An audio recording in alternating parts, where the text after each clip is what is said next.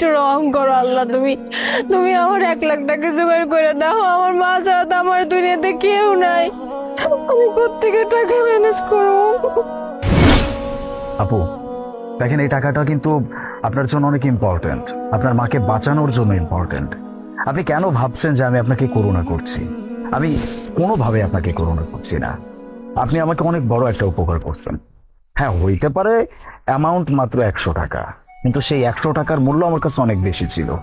ওই সময় যদি 100 টাকা আমি না পাইতাম, তাহলে আমি সময় মতো আমার মিটিং অ্যাটেন্ড করতে পারতাম না, আমি আমার এত বড় একটা ডিল অ্যাচিভ করতে পারতাম না। আপনি প্লিজ এই টাকাটা রেখে দেন, আপনার মায়ের চিকিৎসার জন্য হলেও রাখেন। আর তাছাড়াও আমি তো আপনার ভাইয়ের মতো, আপনি আমাকে 100 টাকা দিয়ে হেল্প করছেন, যেটার জন্য আমি একটা বড় ডিল পাইছি।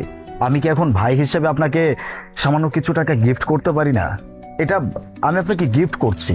আর আপনার মা কি শুধু আপনারই মা? পৃথিবীতে প্রত্যেকটা মা কিন্তু প্রত্যেকটা সন্তানের জন্যই মা। আপনার মা তো আমারও মা। আপনার মা যদি সুস্থ হয়ে যায়, তাহলে আমি অনেক বেশি খুশি হব। প্লিজ আপনি আর না করবেন না, টেক ইট। আসলে মানুষ সত্যি কথাই কয় জানেন, মানুষ যদি মানুষের লেগে করে, আল্লাহ নিজে হের লেগে করে।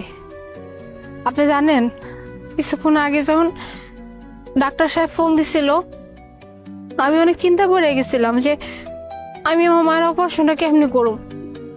আমার কাছে নাই 50টা টাকা, আর আমি 1 লাখ টাকা কেমনি জোগাড় করব?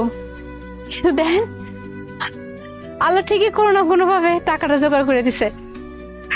আসলে মানুষ যা কয় সত্যিই কয়। সবসময় উচিত মানুষের ভালো করা। আপনার কাছে যতটুকু থাকুক, আপনার উচিত ওই টুক দিয়ে মানুষের সাহায্য করা।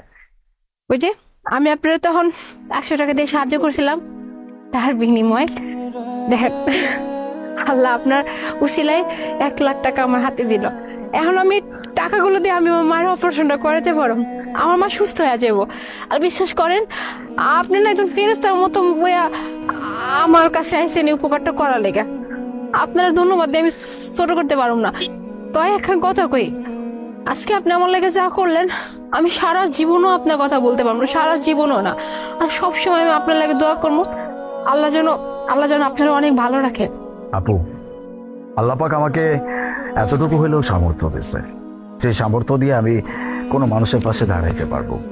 এখন আমার কাছে টাকা পয়সা, অর্থ, বিত্ত সবকিছুই আছে। তারপরেও যদি আমি কোনো মানুষের পাশে না দাঁড়াইতে পারি, তাহলে কেমন মানুষ হলাম? বা এই টাকা পয়সা, অর্থ, বিত্ত এইসব কিছু দিয়ে আমি কি বা করবো? আমি তো কবরে নিয়ে যেতে পারবো না।